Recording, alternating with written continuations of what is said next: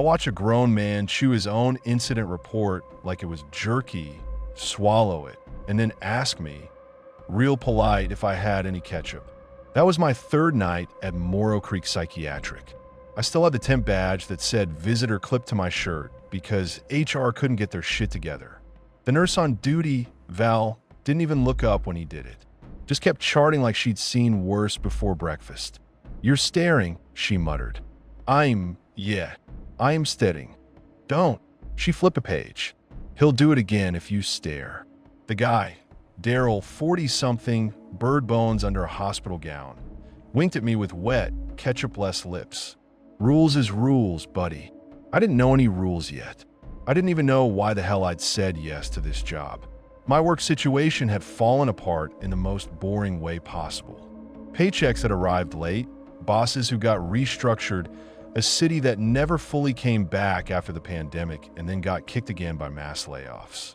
One option disappeared after another until I was taking anything with a steady schedule and health insurance. I told myself this was temporary.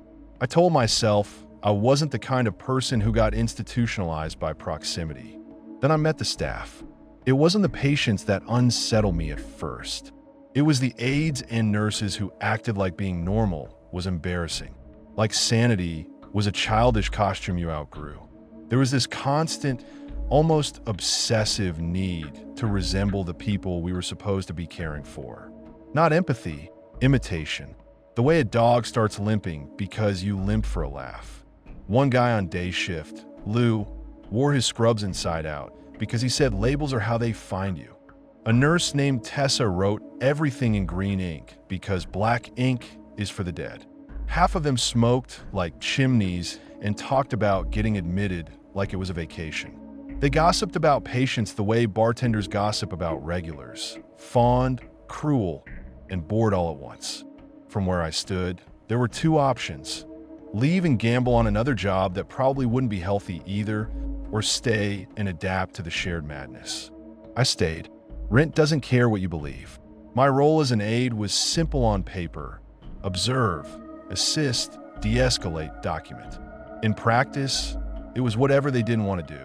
Cleaning vomit off a dayroom couch. Holding a man's wrists while he screamed apologies to a father who wasn't there. Counting forks after dinner like we were guarding nuclear codes. Listening for hours while someone told you the same story 5 different ways, and each version felt true.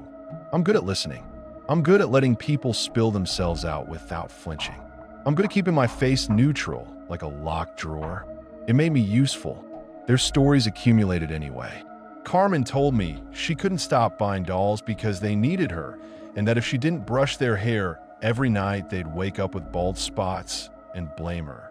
Tony described the beating his father gave him. So severe it left him with permanent tinnitus in his left ear, and how the click of dress shoes on tile could turn his guts to water. Martha said she'd been held in a mansion by a cult that made her drink holy water that tasted like pennies and bleach. Emil fascinated me with his account of walking out of the rainforest, crossing borders until he reached a port, and then crossing an ocean because water is just another road. Their stories seemed endless. And beneath the diagnoses and the paperwork, what we reflected back at them, over and over, was something painfully familiar. Humanity warped and raw. 2 months went by, then 6, then a year. The hospital became a place my body understood. You learn the rhythm of locked doors and buzzing fluorescence the way you learn the rhythm of a friend's house, where the creaky stair is where the cold spot in the hallway sits. You learn which patients will lunge, which will cry, which will try to charm your keys off your belt with compliments and sob stories. You learn the sounds. A real scream versus a performance scream. The shuffling scuff of rubber socks versus the deliberate stride of someone who wants you to notice them. The soft thud of a head against drywall. The wet cough of someone who's been hiding meds under their tongue for days. You also learn the staff's unspoken rules. The things that weren't in orientation because they sounded insane when said out loud. Val taught me the first one. It was around 1:30 a.m., that dead hour when the building feels like it's holding its breath. The ward was quiet except for the distant hum of the vending machine and Daryl's occasional whisper laugh to himself. Val handed me a clipboard. The top page was a photocopied memo, old enough that the edges were soft. Someone had written over it in thick marker, like they were angry at the paper. "Read that," Val said. I skimmed it. Most of it was the usual stuff: contraband checks, rounding schedule, who to call if a patient gets aggressive. Then I saw the part that wasn't usual. A little box labeled operations notes, night shift, for bullet points. No signature, no date. Val tapped it with her pen like she was pointing at a bomb. "Those are yours. Mine. Don't argue. Don't laugh. Just do them." I looked at her. Is this a joke? Her eyes were flat, not playful, not tired, flat like a locked door. "Do you want to make it to morning?" she asked. I swallowed, and I read them again, slower. Rule 1. If you hear someone call your name from the west hallway after 2 a.m., do not answer. Do not look down the hall.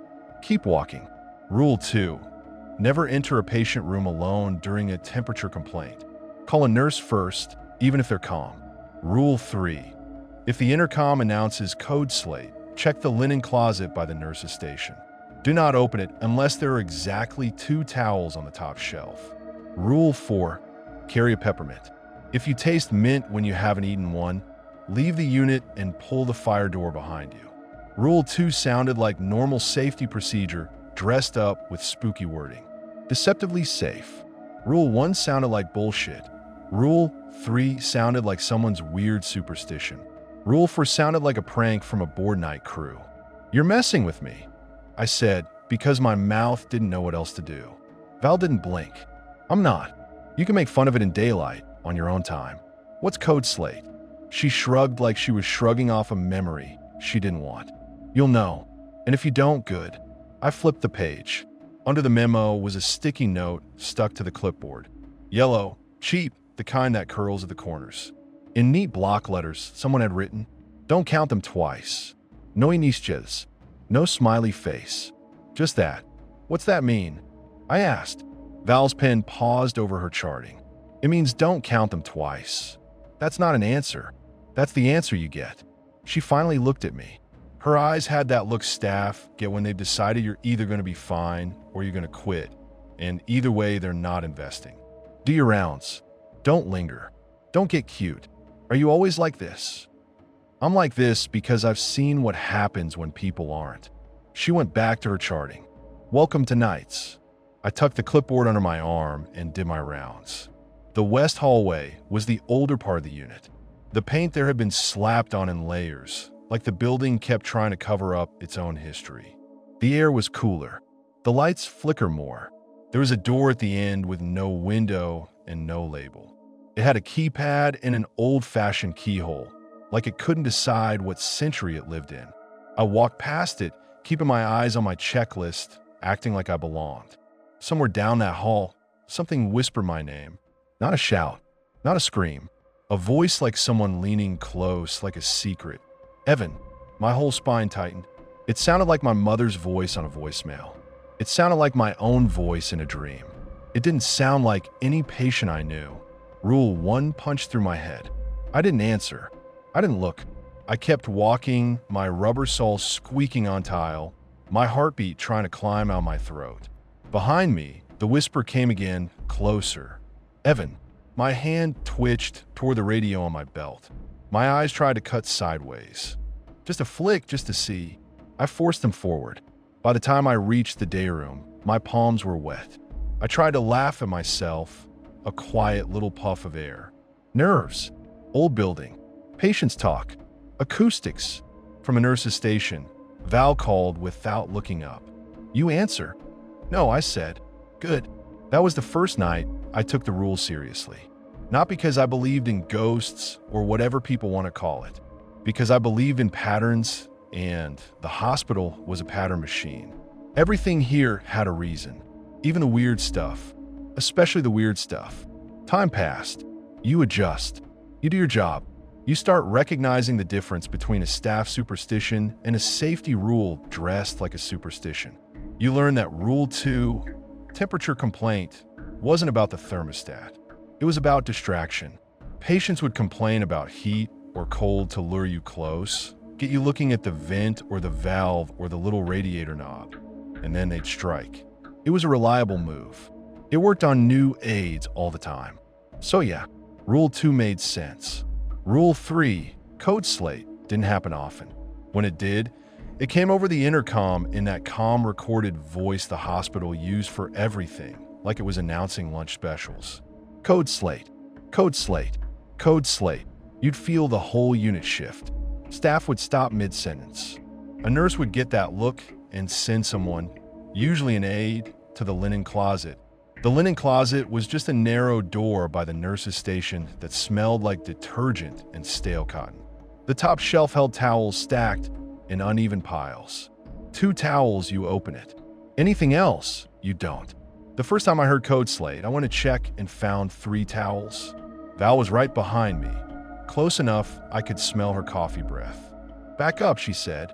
What? I whispered. She didn't answer. She just shut the closet door with 2 fingers, gentle as a lullaby, and then she stood in front of it like a human lock until the announcement stopped. Later, I asked Lou about it on a smoke break. He laughed smoke through his nose.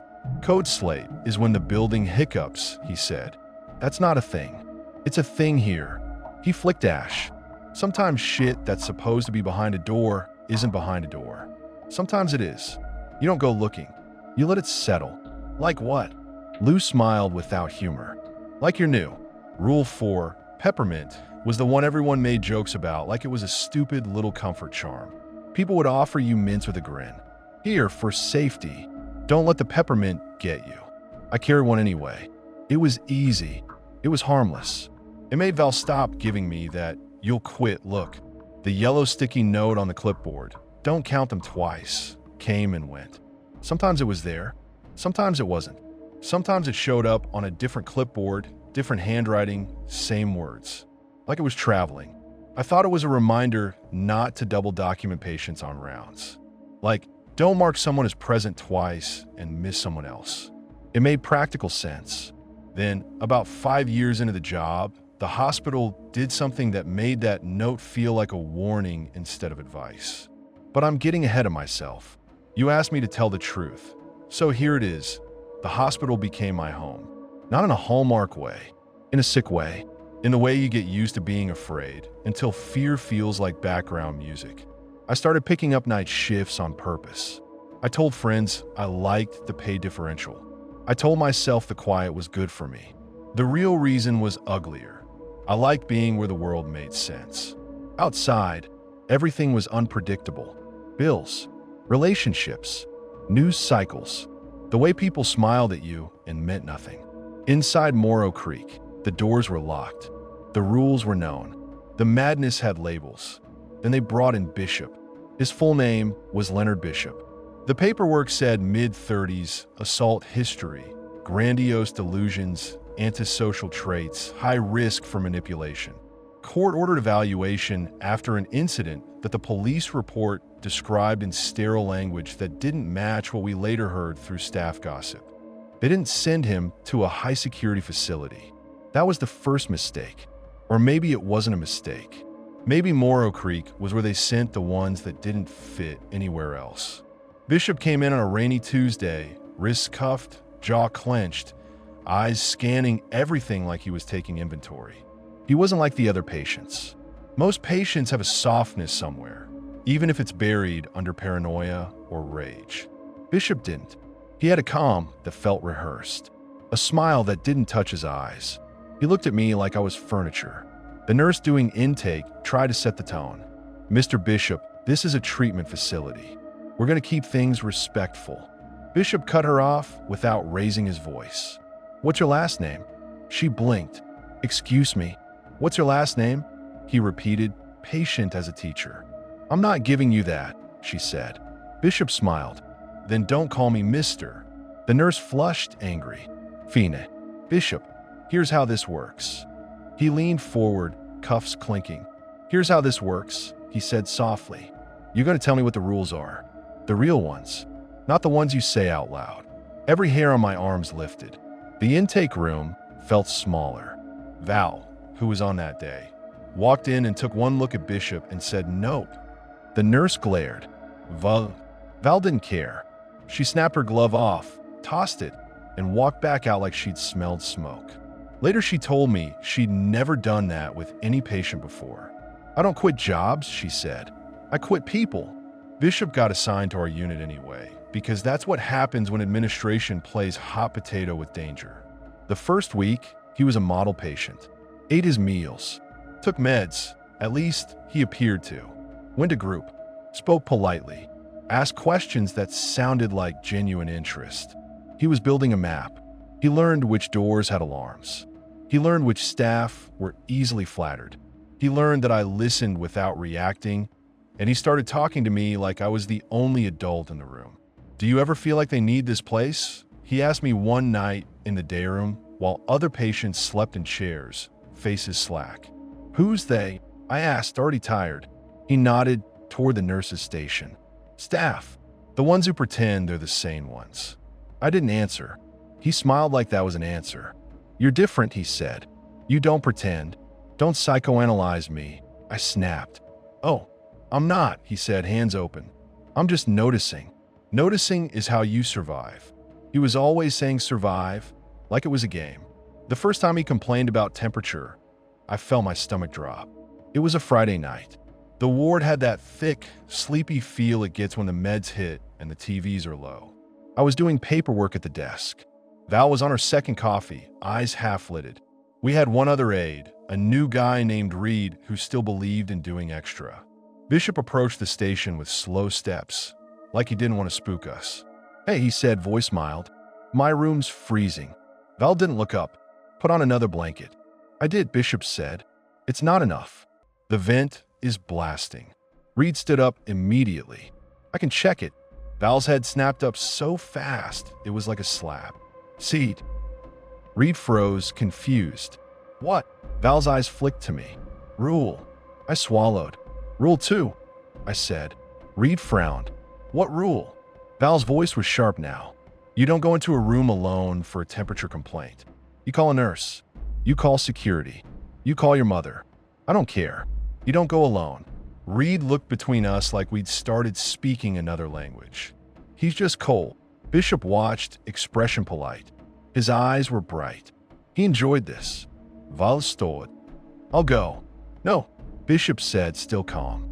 "Not you. Him." He pointed at me. My throat went tight. "Why me?" Bishop smiled wider. "Because you listen." Val stepped around the desk. So she was between us, close enough I could feel the heat off her. "I'll go," she repeated, like she was talking to a dog that didn't understand the word no. Bishop's smile didn't waver. "He'll go." Val's jaw worked. She glanced at me, and there was something in her eyes I hadn't seen before. Fear. Not for herself. For me. That made my skin crawl. "Evan," she said quietly, "go get Marcos." Marcos was security. Big guy, bald, smelled like aftershave and impatience. He was the kind of man who looked like he'd rather be breaking up bar fights than walking a psych unit. I stood up, heart banging. "I'll get Marcos." Bishop's eyes followed me as I walked away. I could feel him behind my shoulder like a hand. When I reached the phone, it rang before I touched it. I stared at it like it was alive. Val's voice floated down the hall. "Don't answer if you don't have to." The phone kept ringing. I picked it up anyway, because I'm an idiot and because sometimes you have to know what's coming. Static, then a voice, soft and close. "Evan." My blood went cold.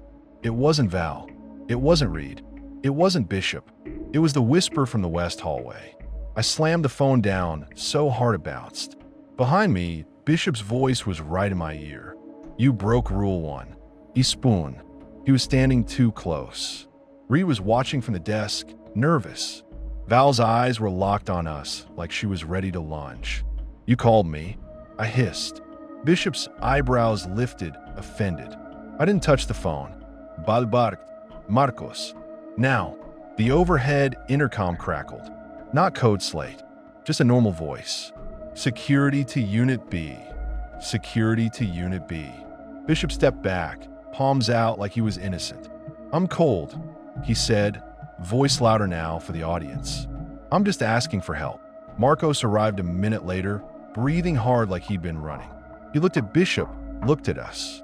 What's the problem? Val didn't waste words. Temperature complaint. He's trying to separate staff. Marcos is nortez. It's a fucking vent. It's a fucking lure, Val snapped back. Marcos looked at me, then at Reed. Both of you with me. We do this together. In and out. Nobody gets hero points. We walked Bishop to his room. His room was in the newer wing, not the west hallway. Cleaner paint, brighter light, safer, on paper. The door swung open with that magnetic lock click. Inside, the air felt normal. Not cold, not hot, just stale hospital air. Bishop stood in the doorway and looked up at the vent. See, he said mildly. It's blasting. Marcos glanced up, unimpressed. It's on low. Bishop shrugged. Feels cold to me. Marcos stepped inside, hand on his belt, eyes scanning. Reed hovered behind him like a kid watching his dad work on a car. I stayed in the doorway because Rule 2 wasn't enter together. It was don't enter alone.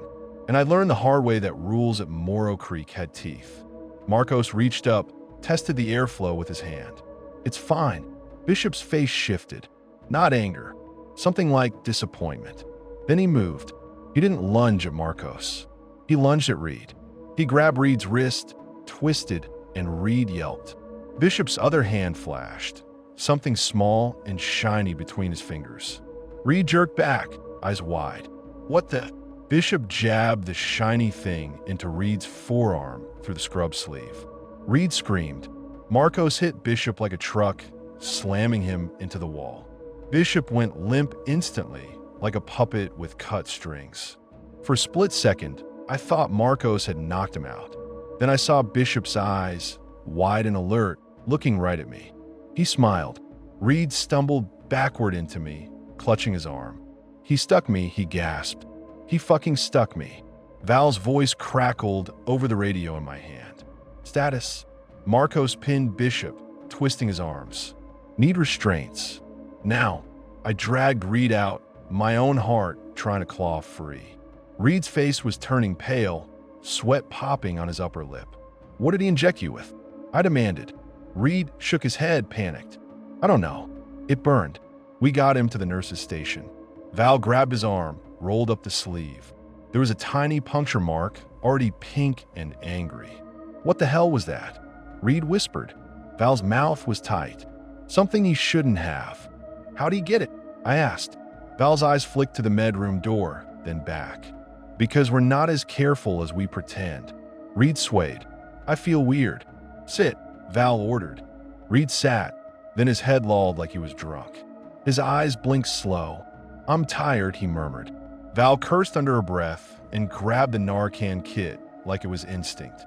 It's not opioids, I said because the whole situation felt wrong. Val didn't look at me. Then what is it? Reed's chin dropped to his chest. His breathing slowed. My hand started shaking. Call an ambulance.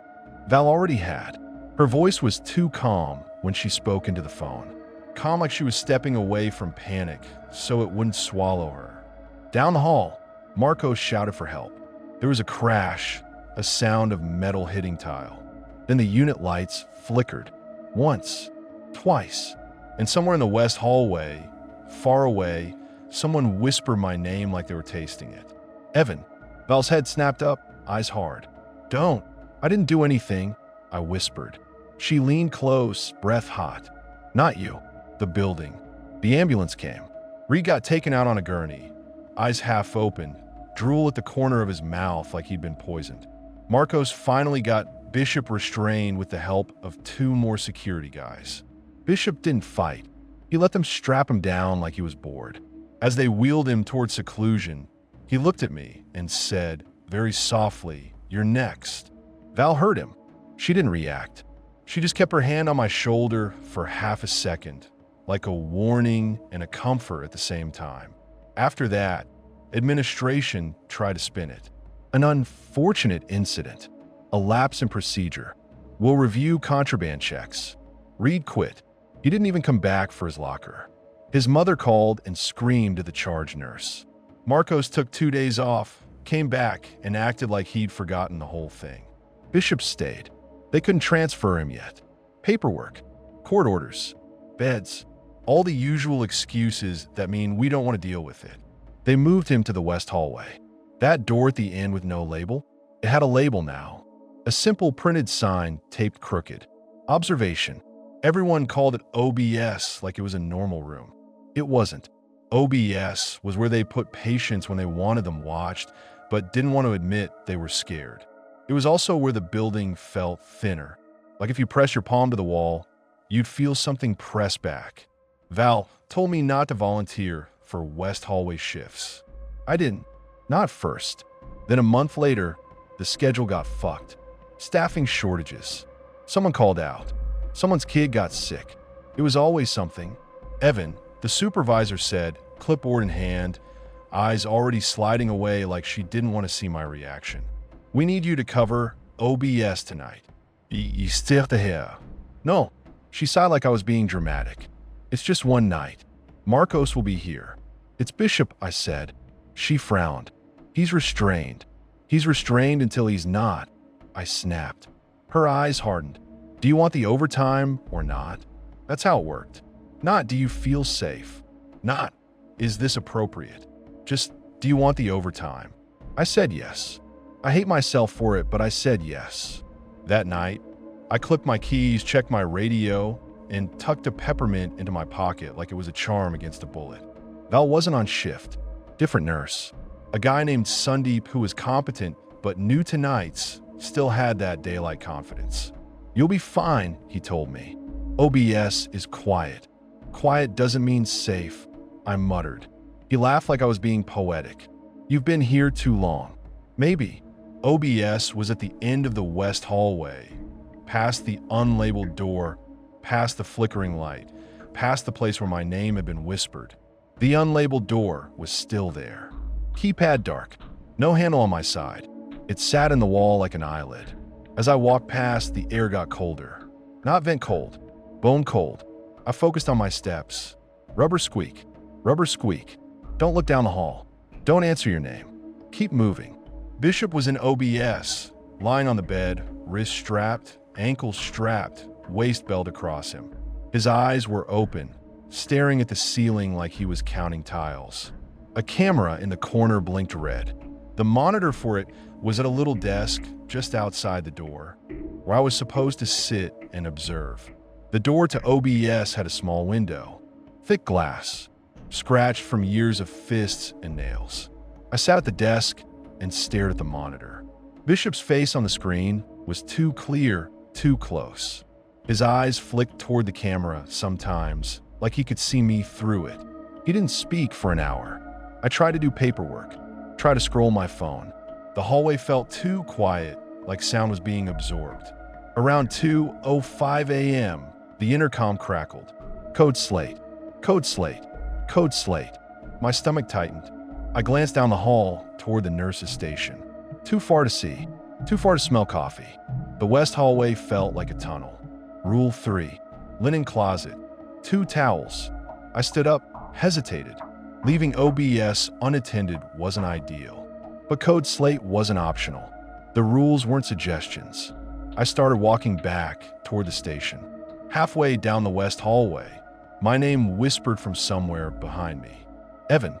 The voice was soft, coaxing, close enough that it felt like breath on my neck. Rule 1. I didn't answer.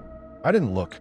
I kept walking, heart hammering, every muscle screaming to turn around.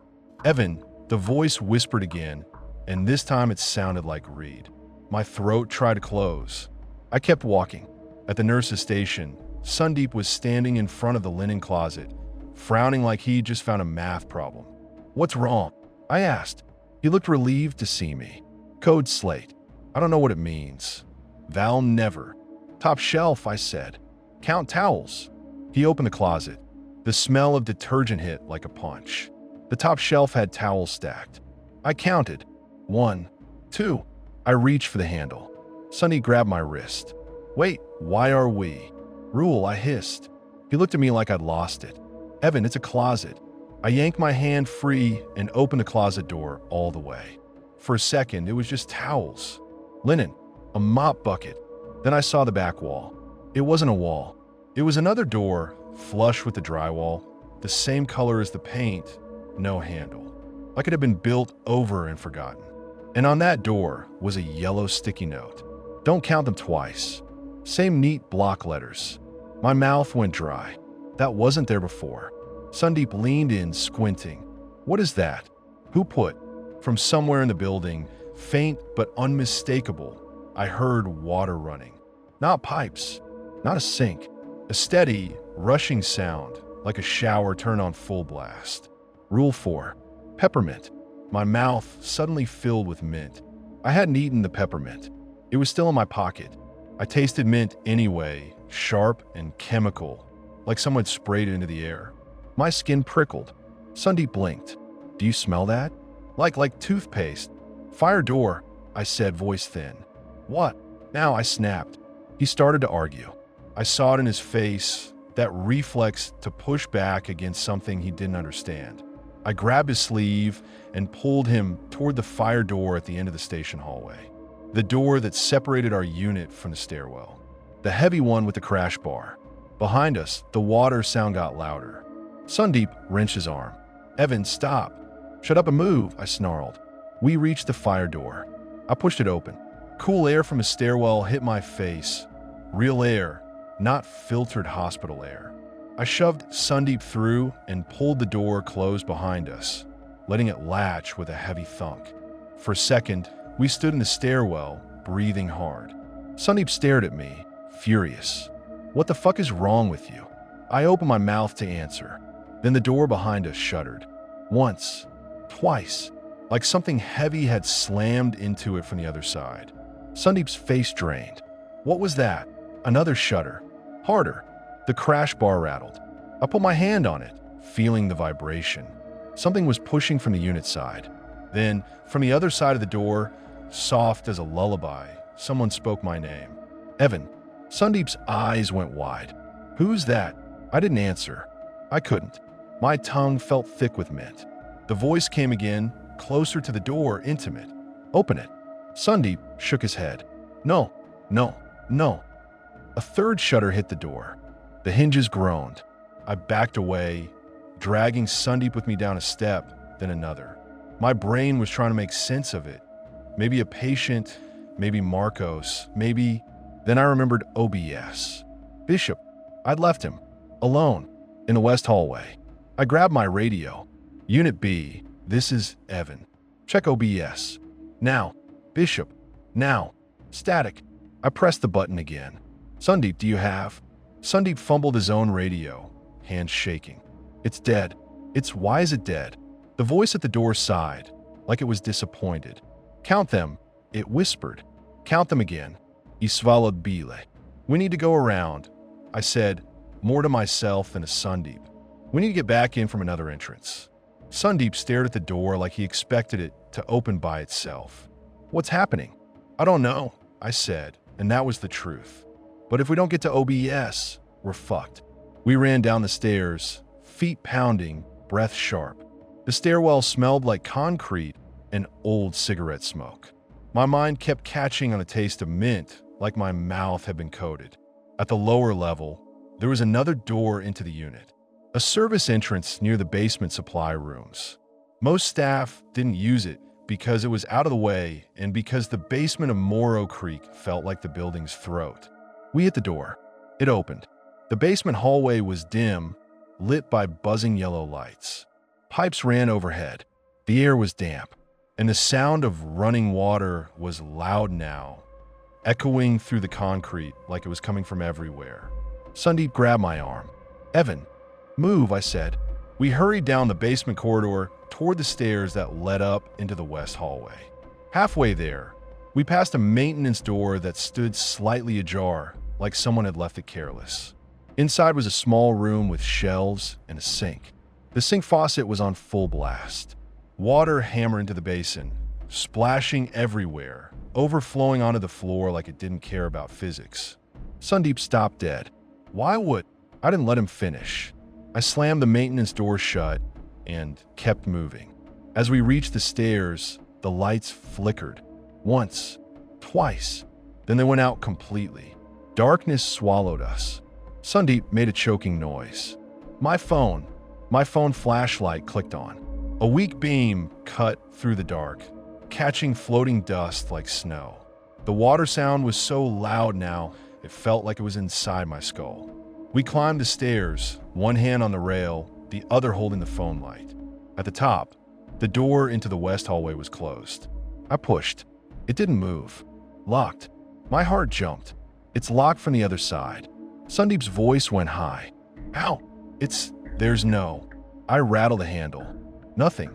For the other side of the door, very softly, someone giggled. Not a patient giggle. Not a human giggle. A giggle like water bubbling through a drain. Then Bishop's voice, clear and calm, came through the door. You left me, he said, like he was mildly disappointed. Sandeep's nails dug into my arm. That's him. Bishop continued, voice smooth. I told you you were next. I didn't mean next like later. I meant next like sequence. I pressed my forehead to the door, trying to think. Bishop opened the door. He laughed softly. You still think I'm the problem. What did you do? I demanded. There was a pause.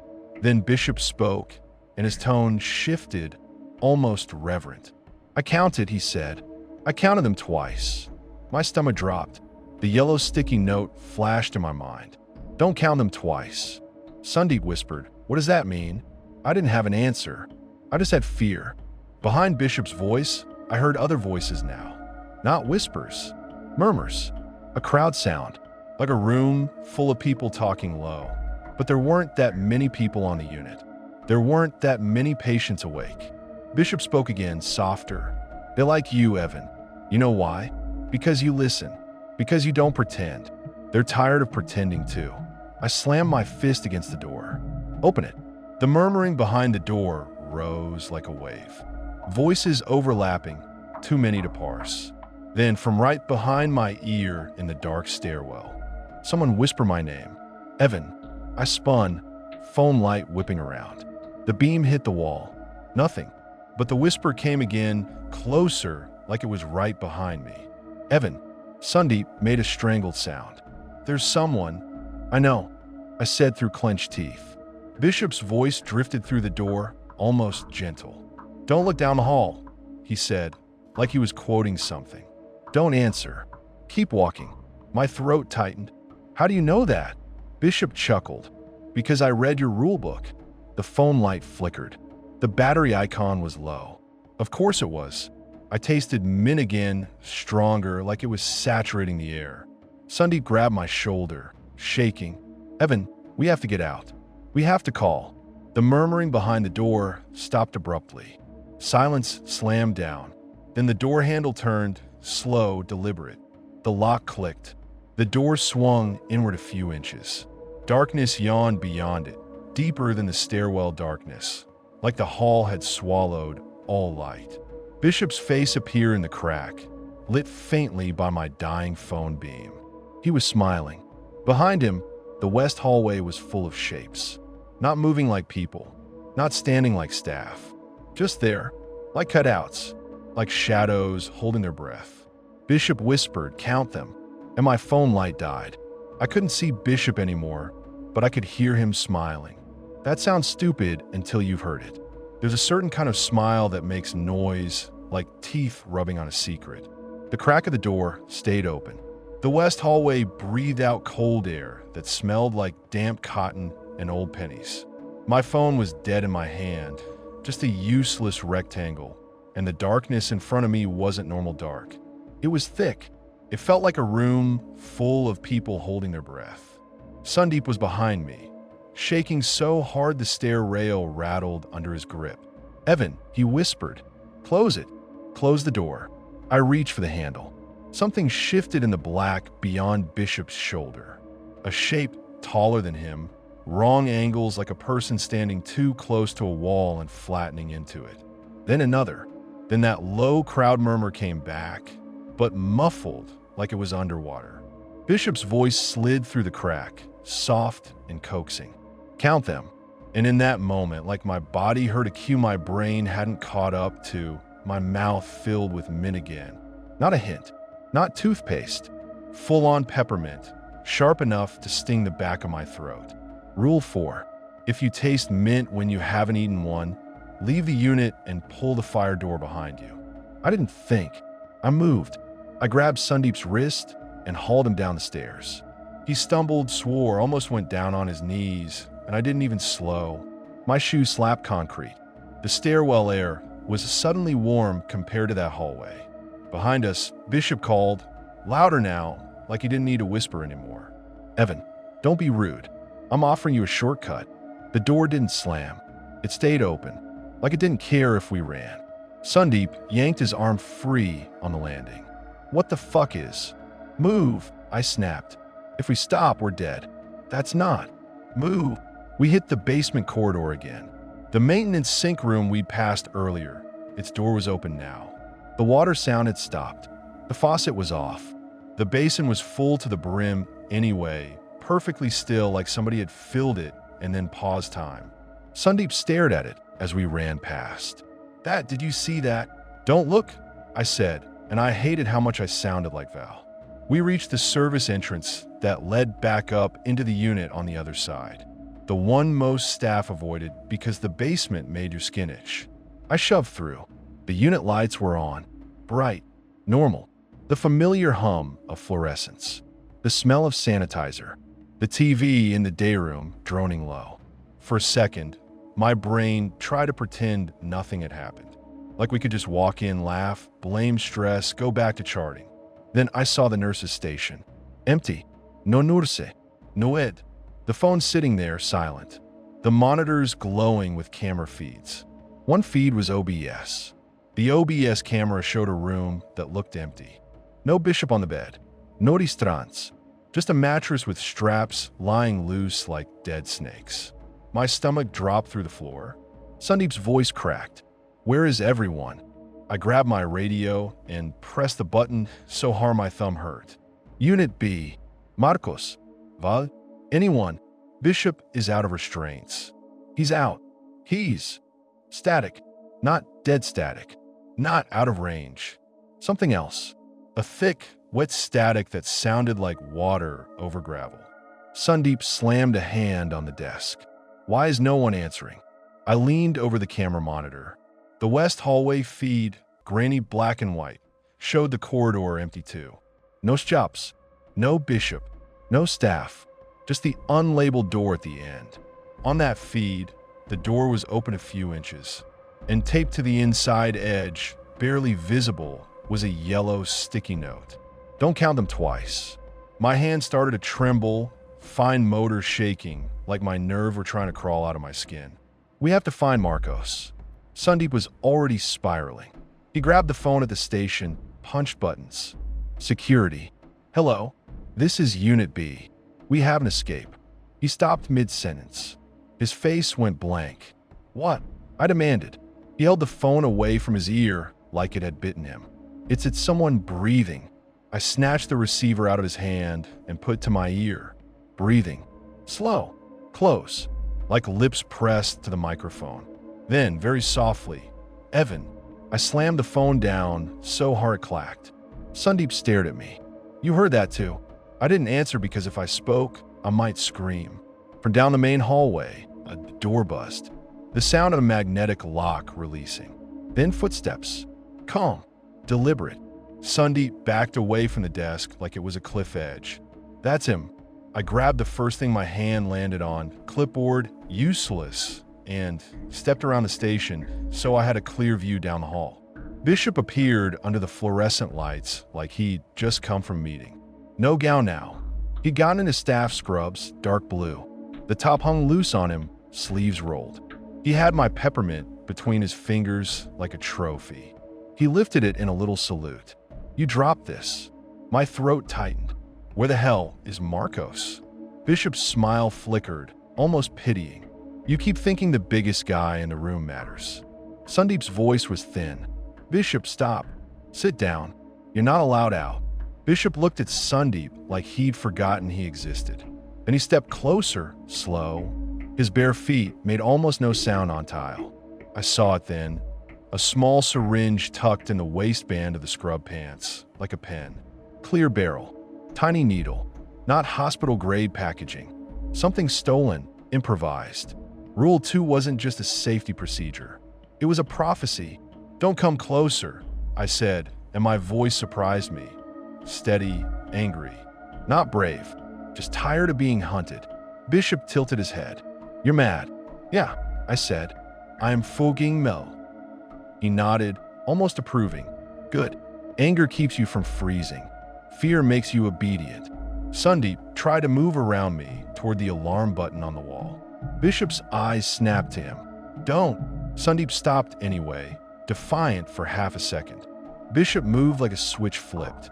He crossed the distance in 2 steps, grabbed Sandeep by the collar, and slammed him into the wall hard enough that the framed patient rights poster rattled. Sandeep wheezed, hands scrabbling. Bishop didn't punch him. He just held him pinned, forearm across his throat, and looked past him at me. "See?" Bishop said softly. "Not a hero story. Just leverage." My body moved before my brain did. I rushed them, slammed my shoulder into Bishop's side. We hit the floor in a tangle. Sandeep dropped, coughing, rolling away. Bishop twisted under me like he'd practiced it, like he'd spent his whole life learning how to turn someone's weight into a mistake. My elbow smacked tile. Pain shot my arm. Bishop's hand flashed, and a syringe came up toward my neck. I grabbed his wrist with both hands. The plastic barrel was inches from my skin. I could smell alcohol swabs and something metallic like old blood. "Don't," I growled through my teeth. Bishop's grin widened. Too late. He jerked his arm, not trying to overpower me, just angling. The needle found the soft part of my inner arm where my sleeve had ridden up. A sting, a burn. I made a noise I'm not proud of, a raw animal sound, and I headbutted him. Not hard enough to knock him out, but hard enough to make his head snap back. His forehead hit mine. Stars burst in my vision. He laughed anyway, breathless. There it is. I rolled off him and scrambled backward, trying to get distance, trying to get to the wall alarm. My limbs already felt wrong, like gravity had doubled. Sandeep was on his knees, still coughing, eyes wide and wet. "Evan, hit the alarm." I shouted. "Hit the..." Bishop kicked to my legs. His foot caught my shin. Pain bloomed. I collapsed sideways. My hand slapped the wall. My fingers found the red emergency button under the plastic cover. I yanked the cover up and smashed the button. The unit alarm shrieked, loud enough to shake your teeth. Bishop flinched, not fear, annoyance, like a smoke alarm going off when you're cooking. He stood up smooth, quick, and for a second I saw him the way staff had described Germain in their whispers years ago. Power made sick. A man who used calm like a weapon. Sandeep crawled toward the station. "Help! Security! Code!" Bishop stepped over me, grabbed the back of my shirt, and hauled. The drug hit like a wave. Heavy. Immediate. My muscles turned to wet sand. My thoughts smeared at the edges. He dragged me toward the west hallway. My shoes squealed uselessly against tile. I tried to grab the floor, tried to hook my fingers on anything, but my hands didn't listen. The alarm screamed and screamed. Somewhere a door buzzed. Another. Footsteps thudded in the distance. Finally, people moving, waking up to the sound. Bishop leaned down, close enough that his breath warmed my ear. "You know what's funny?" he murmured. "You're not even scared of me. You're scared of the building. That makes you mine." I tried to spit at him. It came out as drool. He hauled me through the threshold into the west hallway. The air changed instantly. Colder, thicker, like the corridor was refrigerated. The lights flickered, not out, just dimming in a slow pulse like a heartbeat. My vision tunneled. I saw the unlabeled door at the end, still cracked open, and I saw shapes again just there in the dim, like people standing too close together.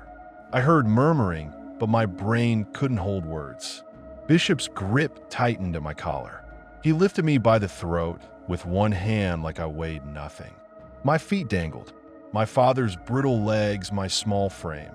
Every insecurity I'd ever laughed off became real in his hand. My airway narrowed. Panic flared, hot and useless. I tried to swing at him. My arm moved like it was underwater. He watched me struggle with clinical interest. It's a sedative, he said softly, almost kindly. Not enough to kill you. Enough to make you watch. My eyes rolled. The shapes at the end of the hall didn't move. They just waited. Then, clear as day, I heard someone call my name from down that hall. Not Bishop, not Sundeep, not a voice through a phone. A familiar voice, tired and sharp. Val? Evan. My heart tried to leap toward it. Rule 1 slammed into my head through the fog. If you hear someone call your name from the west hallway after 2 a.m., do not answer. Do not look down the hall. Keep walking. But I wasn't walking. I was hanging in Bishop's fist. And Val's voice, if it was Val, sounded real. Urgent. Close. Evan, don't. The voice cut off like someone had pinched it. Bishop's eyes flicked toward the end of the hall, and for the first time, I saw something like respect in him. Not fear. Respect. He whispered, "You almost broke your own rule." I couldn't tell if I'd moved my head or if the hallway had shifted around me. My vision fractured, and then Bishop did something that still wakes me up sweating years later. He leaned forward and kissed my forehead. Not affectionate, not sexual, ritual. His lips were cold. "Count them twice," he whispered, and the world went sideways. I don't remember falling. I remember a blur of ceiling tiles. I remember the alarm fading like it was underwater. I remember the taste of mint turning into blood. Then nothing. When I came back, I was staring at a white hospital ceiling that wasn't Morrow Creek's. Different tiles, different light. The air smelled like real disinfectant, not the lemon cover-up Morrow Creek used. My tongue was thick, my mouth dry. My arm ached where the needle had gone in. There was tape there and 4-line, bruising, blooming purple under my skin. I blinked and saw faces hovering. Marcos, Val, Sundeep with a split lip and wild eyes. A supervisor I barely liked. 2 nurses I didn't recognize. For a second, I thought I was back on the unit and we were playing some sick prank. Then my body tried to sit up and failed. Val's hand pressed my shoulder down. "Don't. Stay down." My voice came out shredded. "Bishop." Marcos exhaled through his nose, anger vibrating off him like heat. "Yeah. What happened?" I rasped. Sundeep spoke too fast. "He had you, and then you were out, and I hit the alarm and nobody. Our radios were fucked and..." "Shut up." Marcos snapped at him without looking. Then to me, softer but still hard. "You got hit with a sedative. Stolen from our own med room. Same shit they use for rapid tranquilization when someone's losing it. He had a syringe. How the fuck did he get it?" I whispered. Val's jaw clenched. "We'll talk about that later." I tried to swallow. My throat burned. "Is he contained?" Marcos and Val exchanged a look. My stomach turned. "Is he out?" Val's eyes were bloodshot. She looked like she hadn't slept in a week. "He got out, Evan." The room spun a little. "Out of the unit?" Marcos's voice was flat, like reading off a report. "Out of the building." "Bullshit," I croaked. "The doors." "Yeah," Marcos said. "The doors." Val leaned in, voice low. "After he injected you, he used you like a distraction. We had staff running West Hallway because of the alarm. People panicking. Someone hit code slate on the intercom. Don't ask me who yet. And half the unit went stupid. My mouth went dry again. Code slate. Val nodded once. Linen closet. Towels. People counting like it was a game. Sundeep's face crumpled. "I didn't know. I didn't." Marcos cut him off. He knew. He knew the rules. He played them. I stared at Val. "How did he get through the doors?" Val's eyes flicked away. He walked out with a stretcher. "What?" Marcos made a sound like he wanted to punch a wall. He took a gurney from the supply area, grabbed a blanket, put on a mask, pushed it like he was transport. Everyone's brain was fried from the alarm and the weird shit. Someone saw him and just held the door like he was staff. My chest tightened. No one stopped him. Val's voice cracked just a little. We stopped seeing straight. I remembered the murmuring, the shapes, the sticky note on that hidden door in the closet. "Don't count them twice." "What does that mean?" I whispered. Val looked at me like she was deciding whether telling me would help or harm. Then she spoke anyway, because she was Val and she always picked the brutal truth. It means when you count heads on nights like that, she said softly, you count what's there, and then if you count again, you count what wants to be there. My skin went cold. That's not. It's what happens, she snapped, suddenly angry. I don't give a shit what you want it to be. Marcos rubbed his face. After he got out, he stole a car from the visitor lot, drove it into a ditch 2 blocks away. Then he went on foot. My heart hammered, even through the sedative fog. Where did he go? Valslomed. He hijacked a school bus. The room went silent for a beat, like even the air was listening. I stared. Ugh. Marcos nodded once, grim. Morning route. Driver stopped at a light. Bishop walked up, calm as you please, and climbed in. He had a piece of broken metal from somewhere, looked like a shiv. He held it to the driver's neck and told him to keep driving. Sandeep whispered, horrified, kids?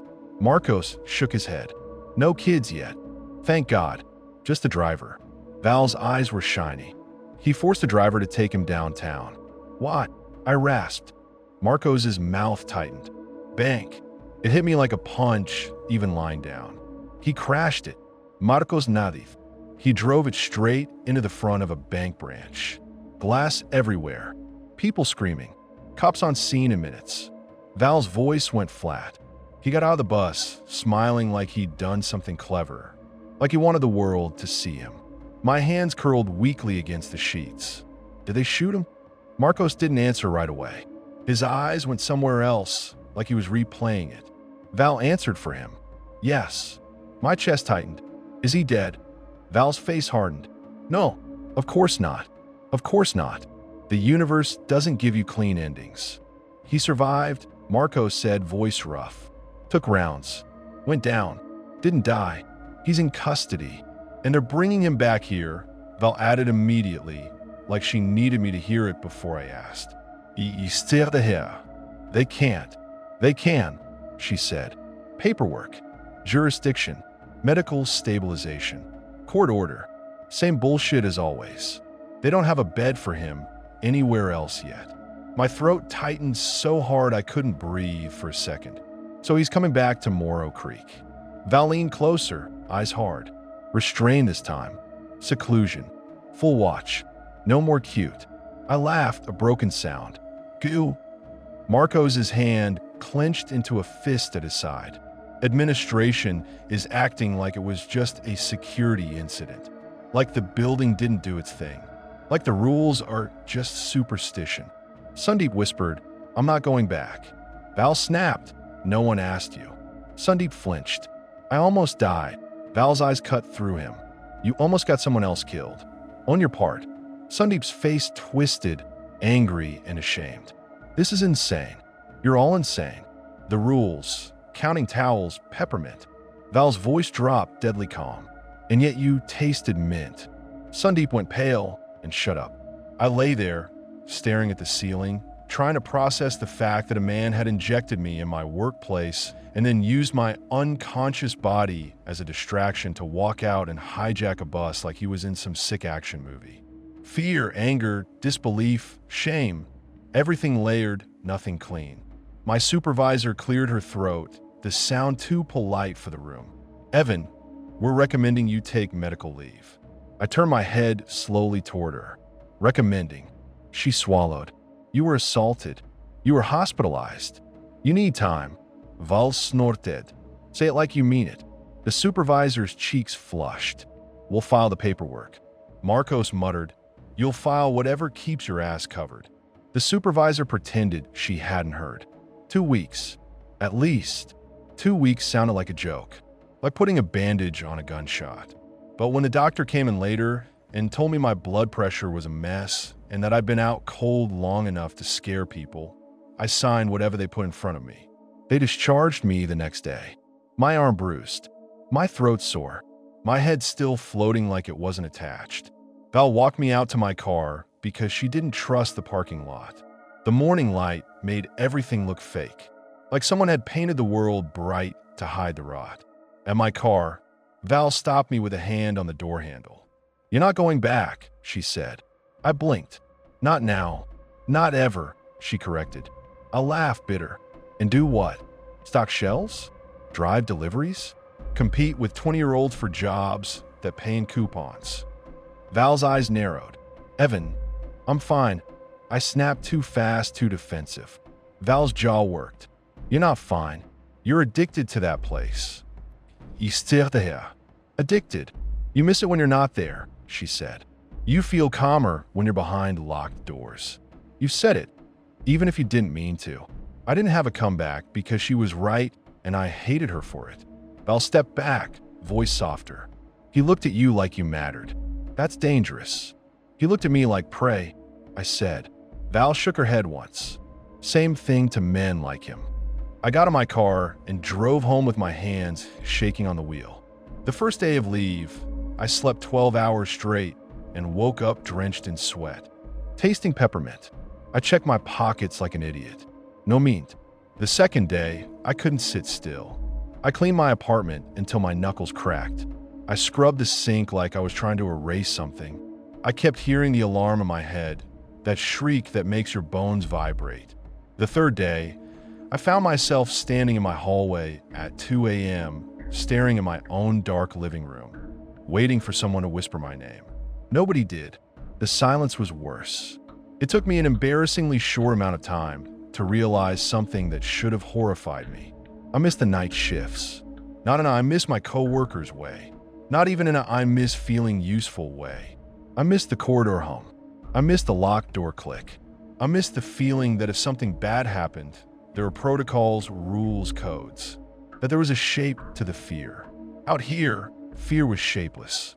Bills, loneliness, the news, my own head. In there, fear had a name tag and a room assignment. I tried to tell myself it was trauma bonding. I tried to tell myself it was just habit. But at night, I'd lie in bed and my mind would drift to the west hallway like a tongue worrying a sore tooth. I kept thinking about the sticky note. Don't count them twice. It wasn't just about paperwork. It wasn't just about head counts. It was about attention, about recognition, about the way that place responded when you acknowledged it. I started replaying everything, trying to make it logical. Bishop didn't have supernatural powers. He wasn't a demon. He was a violent narcissist with patience and brains. He learned the staff's weak points and exploited them. He weaponized superstition. He used the building's quirks like a stage. But the building still did things. I'd heard my name on the phone when nobody should have been on the line. I'd tasted mint in my mouth like someone had sprayed it into the air. I'd seen a hidden door in the linen closet that wasn't there on normal nights. And the worst part was, even now away from it, my body still reacted like the rules mattered. 2 weeks of leave turned into 3 because my doctor didn't like how my hands shook when I talked about work. Do you feel safe returning? She asked. I laughed. Safe? No. But, she prompted. But I don't feel safe anywhere, I admitted, and her eyes softened in a way that made me want to punch myself. On the 21st day, Val called. I stared at her name on my phone for a full minute before answering. My heart was pounding like I'd been caught doing something wrong. What? I said, trying to sound annoyed instead of desperate. Val didn't waste breath. He's back. My stomach dropped. Bishop. Yeah, she said. They brought him in last night. Full restraints. 2 cops, Marcos and 2 other security. Straight to OBS. My throat tightened. OBS. Val made a sound like a laugh without humor. OBS. Like it's a normal room. Is everyone okay? I asked. Val said. For now. The way she said it made my skin crawl. What happened? Code Slate happened 3 times, she said. In the linen closet, the towels were wrong every time. We didn't open it. Good, I whispered. Val's voice dropped. He keeps asking for you. My stomach clenched. Fuck that. He says you owe him, Val continued. He says you promised to count. I didn't promise anything. Val was silent for a second. Then, Evan, listen to me. Don't come back. Let him rot. I should have agreed. I should have said yes, absolutely, I'm done, I'm free. Instead, I heard myself ask, is he talking to anyone else? Val Edvalet. He's charming the new aides. He's telling them the rules are bullshit. He's laughing about it. He's saying the building isn't real. The staff just like feeling special. And do they believe him? I asked. Val's voice went sharp. They want to, because believing him means they don't have to be afraid. My hands clenched. And you? Val didn't answer right away. When she did, her voice was tired. I'm afraid all the time. I swallowed. You wanted to come back. Val's silence was answer enough. I don't want you hurt, she said finally. But I also don't want you gone. We need people who listen. We need people who don't get cute. My chest tightened. That's not a good reason. Val's voice softened, almost pleading. No, it's not. But it's the only one I've got. I hung up and sat there staring at my wall until the sun went down. At 1:30 a.m., I put on my old scrubs. At 1:45, I put a peppermint in my pocket. At 2 o'clock, I drove back to Morrow Creek. The parking lot looked the same. The building looked the same. Old brick, narrow windows, the kind of architecture that feels like it was designed to keep things in, not keep things out. I sat in my car for a full minute, hand on the steering wheel, breathing shallow. Then I got out. Inside, the night air smelled like lemon cleaner and something faintly metallic. My badge worked on the main door. The click was almost comforting. Val was at the station when I came onto the unit. She looked up, and her face hardened like she was angry I'd shown up. You fucking idiot, she whispered. I shrugged, trying to pretend I wasn't relieved to see her. Miss me? She walked around the desk and shoved a clipboard into my chest. Read. The old memo was there again. The 4 rules. Same. Under it was a new sticky note, yellow and fresh. This time, count once. My stomach tightened. Is that from you? Val's eyes were flat. No. Then who? Does it matter? She snapped. You're here now. Don't be stupid. Marcos appeared from the back hallway, eyes narrowing when he saw me. You came back. Yeah, I said, trying to sound casual. Guess I'm dumber than you think. Marcos didn't smile. Or you're exactly what he wants. Val cut in. Enough. We're short. He's in OBS. He's been calm. Too calm. My mouth went dry. You want me on OBS? Val hesitated of fraction. Marcos answered instead. No, I'm on OBS. You're floating. You do rounds. You stay out of West Hallway. I let out a breath I didn't know I was holding. Fine. For an hour, things felt normal. Patients asleep. TV's low. The usual occasional shout from a room. The usual smell of piss when someone missed a toilet. The usual staff sarcasm. I started to relax, which was mistake number 1. At 2:07 a.m., the intercom crackled. Code slate. Code slate. Code slate. Val's head snapped up. Marcos Estefanez. The air felt like it thickened. Val, pointed. Evan, linen closet. Now, don't argue. My skin prickled. What about? Now, she snapped. I walked to the closet like I was walking to an electric chair. The detergent smell hit. The towels were stacked on the top shelf, slightly crooked like someone had touched them. I counted. 1, 2. My hand hovered. Behind me, Val's voice was low. Say it out loud. What? Say what you counted, she ordered. Out loud. My throat tightened. 2 towels. Val exhaled like she'd been holding her breath. Open it. I opened the closet door. No hidden door this time. Just shelves, mop bucket, linens. But taped to the inside wall of the closet, at eye level, was that yellow sticky note. Don't count them twice. It looked older than the others, like it had been handled. My stomach turned. It's back. Val stepped close, her shoulder brushing mine. Yeah. What does it want? I whispered. Val's eyes stayed on the note, like it might move. Attention, she said. Same as him. From down the west hallway. Faint as a memory, someone whispered my name. Evan. Rule 1. My whole body locked. Val grabbed my jaw with her hand, hard, not gentle, and forced my face toward her. Don't, she hissed. Eyes here. I swallowed, mouth dry. That's not. I don't care what it is, she said. Don't. The whisper came again. Closer, like someone leaning in around the corner. Evan. My hands clenched in a fist so tight my nails bit my palms. I kept my eyes on Val's face, on the tired lines around her mouth, on a little scar near her eyebrow. Val spoke fast, sharp. Marcos, get away from OBS. Now. Marcos's voice came through the unit radio, strained. Why? Val's eyes narrowed. Because I said so. There was a pause, then Marcos. Copy. The intercom crackled again, not code slate this time. Just a burst of static like someone had keyed the mic and dropped it. Then a voice, calm and smooth, came through the overhead speakers. Not Val, not staff. Bishop, good evening, he said, like he was hosting a show. Can we talk now? Val's face went white with fury. How the fuck? Bishop continued, amused. I asked nicely. I waited. You brought my friend back anyway. My heart hammered. He's on the intercom. Val's hand went to the intercom panel like she wanted to rip it out of the wall. Shut him off. Sundeep, no, not Sundeep. A new aide, kid named Jonah, peeked out from the med room, eyes wide. What's going on? Val snapped at him. Get inside and lock the door. Jonah hesitated, but Val's voice went nuclear. Now! He disappeared. Bishop's voice overhead stayed calm. You see, he said, they still freeze. The building makes them freeze. They count towels like it matters. Val jabbed buttons on the panel. The speaker didn't cut. Bishop chuckled. No, don't mute me. It's rude. Marcos's voice came over radio again, tense. Val, obejesz door open. Keys. Static swallowed him. Val's eyes snapped to me. Peppermint, she said, and her voice wasn't a suggestion.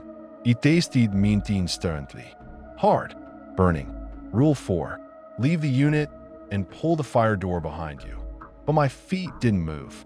My brain flashed to the last time I'd run, the last time I'd left, and how Bishop had still walked out with a gurney. Val saw my hesitation and slapped my chest with the back of her hand. Not hard, but enough to jolt me. Move! The unit lights flickered. Once. Twice. The west hallway went dim like it was drowning. Bishop's voice overhead softened. Count them, he said, almost tender. And then, like a nightmare choosing its moment, the west hallway filled. Not with a stampede.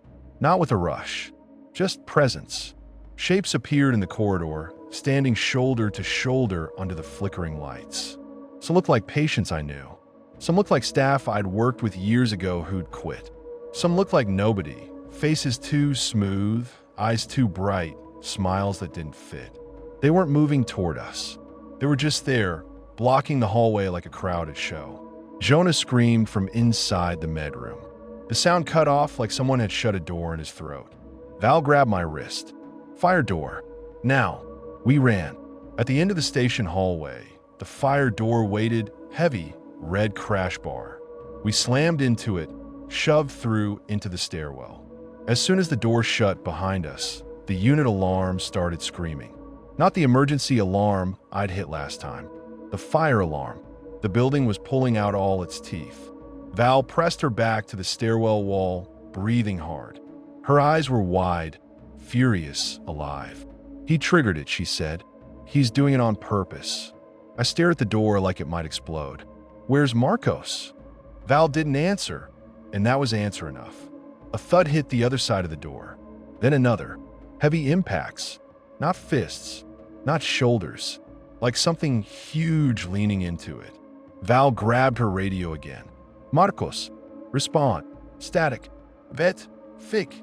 Then, through the door, soft as a whisper. Evan. Rule 1 didn't matter here. My name was everywhere. Val's fingers tightened on my wrist. Don't answer, she whispered, but she sounded like she was saying it to herself too. Val, I said, voice shaking, what is this place? Val's jaw clenched. A hospital, she said like she could force it true. Another thud. The crash bar rattled. Then Bishop's voice, muffled through the door, almost playful. You're doing great, he said. You're following rules like good little pets. Val's face twisted with rage. Bishop, you come near this door, I will. His laugh cut her off. What? You'll call the cops? You'll sedate me? You'll write an incident report? I ate one of those once. Tasted like ink and cowardice. My stomach turned. Val leaned close to my ear, voice low. We're going down, she said. Basement exit. We get outside. We call real cops. We don't go back in until backup arrives. My mouth tasted like mint and bile. And Marcos. Val's eyes flickered, pain flashing through the anger. Marcos knows what to do. We move down the stairs fast. Boots pounding concrete. The fire alarm above screamed and echoed in the stairwell like a siren inside a skull. On the basement level, the air was damp. The running water sound was back, loud and constant, like the building had sprung a leak in its throat. We hit the basement exit door, steel push bar. Val shoved. It didn't move. She shoved again, harder. Nothing. What the fuck, she hissed. My heart hammered. It's locked. It shouldn't be, she snapped. It's a fire exit. She kicked it. The metal rang. Still nothing. From behind us, up the stairwell, footsteps started coming down. Slow, unhurried. Val's eyes went wide. She turned and yanked me toward the service corridor instead. Plan B. We ran through the basement hall. The maintenance room door was open again, water overflowing, splashing onto the floor. The lights flickered as if the building was blinking. Val shoved past it, breathing hard. Don't look at the water, she muttered. And that was the most insane sentence I'd ever heard someone say like it was normal. We reached the service entrance up to the unit, the door we'd used earlier. The handle turned easily. Val shoved it open. The unit on the other side was dark. Not lights out dark, just wrong dark, like someone had painted over the brightness. The fire alarm was still screaming, but muffled now, distant. Val hesitated in the doorway, eyes scanning.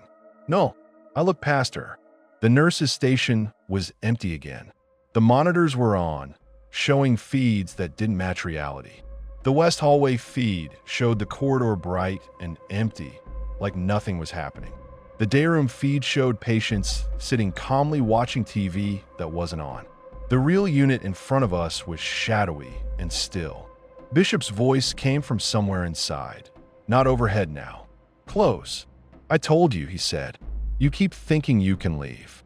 Val's hand tightened on my arm so hard it hurt. Back, she whispered. I tried to step backward. My legs didn't listen. The mint taste got stronger, like it was saturating my bloodstream. And for a second, I understood something horrible. The peppermint rule wasn't a warning about the building. It was a warning about you. About the moment your body starts obeying something that isn't you. Val shoved me hard. I stumbled back into the basement hallway, caught myself on the concrete wall. Val didn't come with me. She stepped forward into the unit and pulled the service door shut behind her. I stared, stunned. Val. Through the door, I heard her voice, sharp, loud, commanding. Marcos, she shouted. Now! Then a crash. A grunt. Something heavy hitting tile. I yanked at the door handle. Locked. My breath came in short, panicked bursts. No. From the other side of the door, Bishop's voice floated, calm as ever.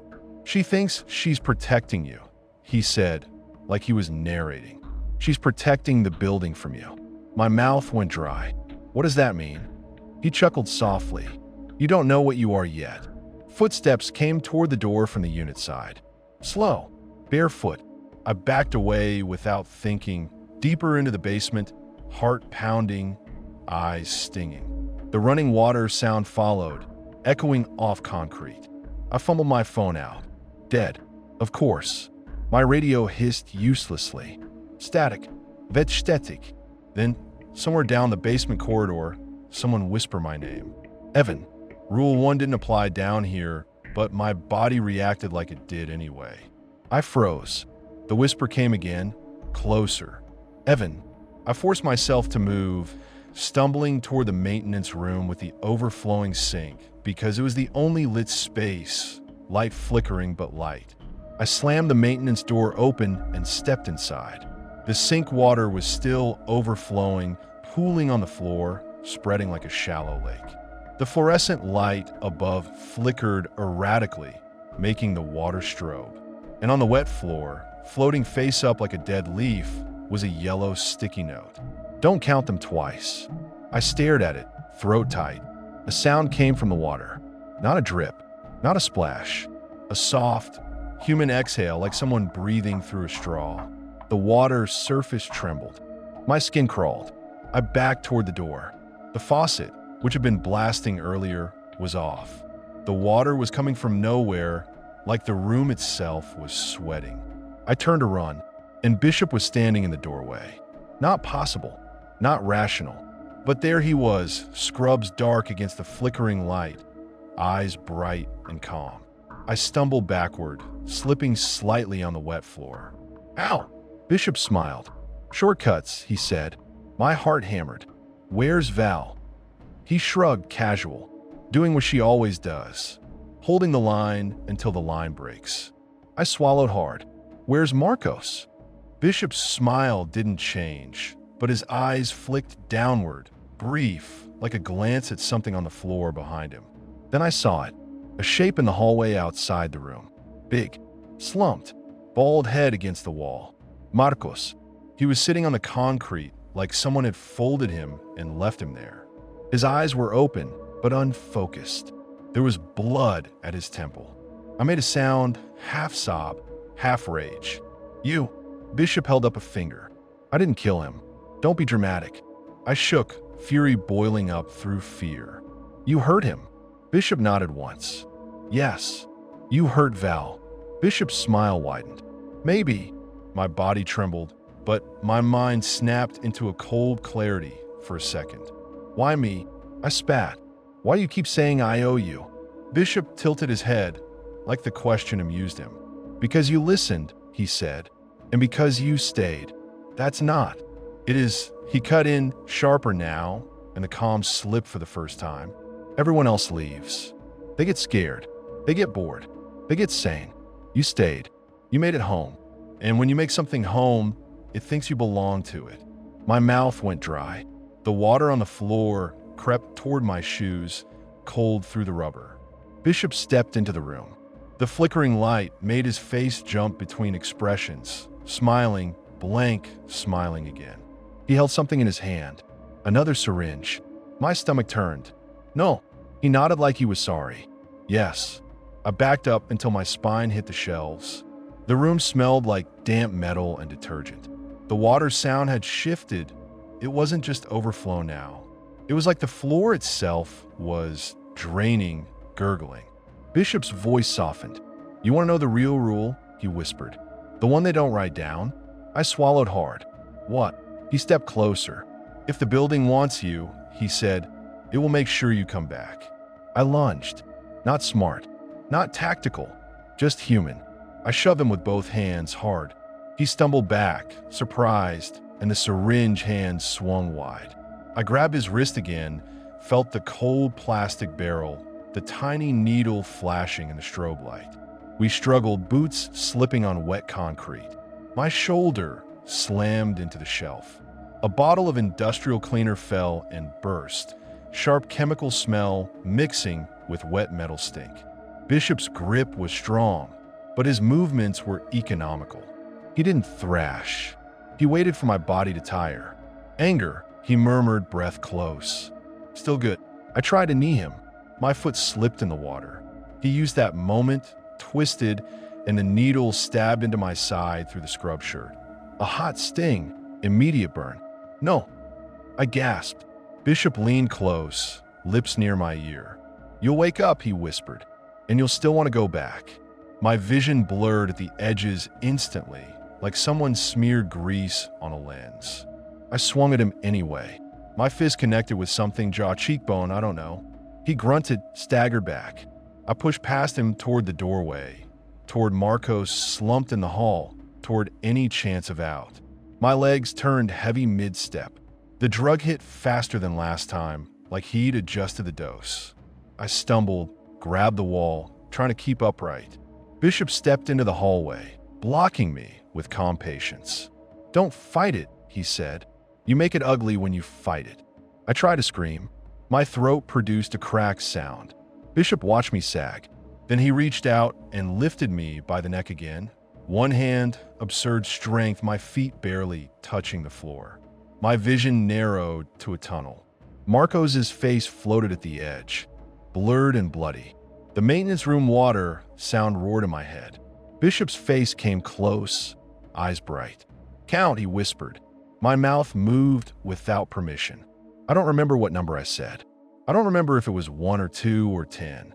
I remember Bishop smiling like he'd won. Then the world fractured and went black. When I woke up the second time, I was back in a hospital bed, same white ceiling, same 4 tugging at my arm. My throat felt raw, like I'd been screaming for hours. My head throbbed. Val was there, sitting in a chair beside me, elbows on her knees. She looked wrecked. There was a bruise blooming on her cheekbone. Marcos was there too, standing with his arms crossed, eyes bloodshot with anger. Sandeep wasn't there. Jonah wasn't there. My supervisor wasn't there. Just them. Val saw my eyes open and exhaled like she'd been holding her breath for a year. Hey, she said, voice rough. I tried to speak. My voice came out thin. You okay? Val laughed once, bitter. Sure. Love a good near-death shift. Marcos muttered, he's alive. My stomach clenched. Bishop, Val nodded slowly. Yeah. I closed my eyes for a second, rage and exhaustion mixing into something like nausea. Did he get out again? Marcos's jaw clenched. Yeah, of course. Val spoke before I could spiral. Not far, she said quickly. Not like last time. He made it to the service lot. Tried to take an employee van. Cops were already swarming because the fire alarm triggered a dispatch. Marcos's voice was flat tight. He hit a cop with the van door. Took off. Crashed into a light pole at the end of the street. Like he wanted noise. My eyes stung. Did they shoot him again? Val's mouth tightened. Yeah.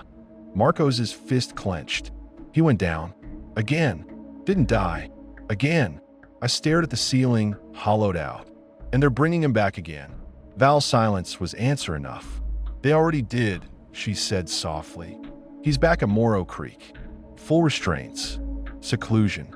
2 cops stationed outside. OBS admin is losing their mind. Marcos is Nortez. Admin is worried about lawsuits, not lives. Val rubbed her face. They put you on leave, Evan. Mandatory. They can't pretend this is normal. I swallowed hard. And you? Val Surugit. I'm still employed, she said, like it was an insult. Marcos looked at me, eyes hard. You need to quit. Val's head snapped toward him. Don't say that. Marcos's voice rose, rare emotion breaking through. He doesn't need to die for a paycheck, Val. Val's eyes flashed. He doesn't need to rot outside either. You think leaving fixes what that place does to your head? Marcos glared. Leaving fixes you getting stabbed with a syringe in a fucking basement. Val stood up, face tight with anger and fear and exhaustion. You think I don't know that? Marcos took a step closer, voice low. Then why are you still there? Val's mouth trembled. For half a second, she looked like she might cry. Then she hardened again. Because someone has to be, she snapped. Because if everyone sane leaves, all that's left is him. Marcos's eyes flicked to me. You hear that? That's how it gets you. Someone has to be. That's how you end up sleeping on a chair in a psych unit at 60 because you can't imagine anywhere else. Val hissed, shut up. Marcos didn't. He wanted you, Evan. You keep feeding it by going back. I whispered, I didn't go back for him. Marcos's eyes narrowed. Then why? I didn't have an answer that didn't make me sound sick. Because I missed it. Because outside felt unreal. Because the fear had structure there. Because even after being assaulted, a part of me still wanted to walk those halls at 2 a.m. and feel the hum of locked doors. Val sat back down, suddenly quieter, like the fight had drained her. You're done, she said. You're taking leave. You're not coming back this time. I swallowed. Am I fired? Val shook her head. No, you are protected. For now, Marcos muttered. Protected until the next staffing shortage. Val shot him a look. Not helping. I closed my eyes and let the exhaustion wash over me. My body felt like it had been wrung out. My brain kept replaying Bishop's voice, that calm tone, like he was teaching a lesson. Count them twice. I stayed on leave. Not because I wanted to, but because my body wouldn't cooperate. The doctor looked at my tremors, my elevated heart rate, my bruises, and told me flat out, you're done for a while. The first night home, I woke up at 2:03 a.m. tasting peppermint. No mint in my pocket, no mint on my nightstand, just the taste. I sat up, sweating, staring at my dark apartment, and I realized something that made me feel cold all the way through. The rules weren't just for Morrow Creek. They were in me now. Don't answer your name. Don't go in alone. Check the towels. If you taste mint, leave and pull the door behind you. It wasn't the building haunting me. It was habit, trauma, the grooves my brain had carved to survive. But even knowing that didn't stop the feeling. Because the feeling wasn't, I'm scared. The feeling was, I'm supposed to be somewhere else. A week into leave, the hospital called. HR voice, too cheerful. Just checking in. How are you feeling? We hope you're taking time to rest. I almost laughed. 2 weeks in, the supervisor called and tried to sound compassionate while asking about my return date. We're short-staffed, she said like it was my fault. I hung up on her. 3 weeks in, Val texted me a single sentence. He keeps asking for you. I stared at it until my eyes burned. Then another text came, 10 minutes later. Don't come back. And then, like the universe wanted to twist a knife, a third text. I tasted mint today. I wasn't even near West. That was the one that cracked something in me. Because Val wasn't the type to dramatize. If she said she tasted mint, she'd tasted it. I called her. She answered on the second ring, breathless like she'd been waiting. Where are you? I demanded. At work, she said, and I could hear the unit behind her, muffled TV, distant shout, the normal chaos. Why are you calling me if you're there? She snapped. You know I can't talk long. You texted me. I shot back. You said, Val, what's happening? A pause. Then, quieter. He's not the worst part anymore. My skin prickled. Bishop, he's restrained. He's contained, she said, like she was convincing herself. But the unit's off. Code Slate keeps triggering and nobody's touching the panel. Towels are never right. People keep double counting without meaning to. Double counting what? I whispered. Val's voice dropped. Patience. My stomach twisted. What do you mean? You do rounds, she said, fast and low. You count heads. You make sure everyone's in their rooms. And you come back to the station and the count is wrong. Like you counted a face that wasn't there. Like you missed a face that was. My throat tightened. That's staffing error. Val lauged britle. Sure, tell yourself that. I swallowed. What's Bishop doing? Val's voice went colder, smiling. He's listening to us panic. He says the building likes attention. He says the more we check, the more we count, the more it fills in the gaps. My breath hitched. Val, you need to leave. Val's silence lasted too long. Then she said very softly, I don't know how. That sentence hit harder than any alarm. Because that was the truth, wasn't it? At some point, the building stops being a place you work and becomes a place your nervous system recognizes as normal. You stop imagining a life outside it. You stop trusting daylight. You don't get haunted by ghosts. You get haunted by routine. Val cleared her throat, voice hardening again. Evan, don't come back. I'm serious. Then you leave, I said, and my voice shook with anger. Val snapped. I can't just abandon. Who? I cut in. The patients? Admin doesn't care. The cops don't care. The system doesn't care. You're going to die for a place that would replace you in a week. Val's breath came sharp. Don't do that. Don't do what? Tell the truth. I hissed. He injected me twice. Twice. He used me like bait. He used the building like a tool. And my voice broke, and the confession slipped out before I could stop it. And I still miss it. Val didn't speak. I stared at my wall, ashamed and furious at myself. Val's voice came back, quieter. Me too, she admitted, barely audible. The line went silent except for background hum. Then Val spoke again, and there was something different in her tone, something like surrender. That's what he meant, she said. When he said we owe him. We don't owe him money. We don't owe him favors. We owe him attention. We owe him the way we keep coming back to look, to check, to count. My mouth went dry. So stop. Val edvalet. It's not that simple. I wanted to argue. I want to tell her it was simple. Quit, walk away, never come back. But I knew she was right, because even now, sitting in my safe apartment, I was leaning toward the phone like it was a lifeline. Like Morrow Creek was the only place the world felt sharp enough to matter. Val whispered, "He's going to do it again." "Do what?" I asked. Val's voice tightened. "Escape, or try, or hurt someone, or make the building do its thing. He keeps saying he wants a clean demonstration." My stomach turned.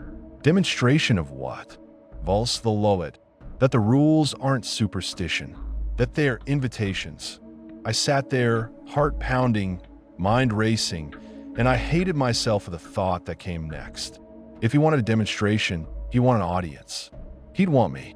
"I'm not coming back," I said, forcing it out like a vow. Val's voice was sharp. "Good." I meant it in that moment. Then the next night at 2:01 a.m., I woke up tasting peppermint again, stronger than ever, like someone had shoved a mint into my mouth while I slept. I sat up fast, heart hammering, and the taste didn't fade. My phone buzzed. A text from an unknown number. 2 words. Count once. My blood went cold. I stared at the message until the letters blurred. Then another buzz. Another text. Same number. Don't count them twice. My hand shook so hard I almost dropped the phone. I typed with numb fingers. "Who is this?"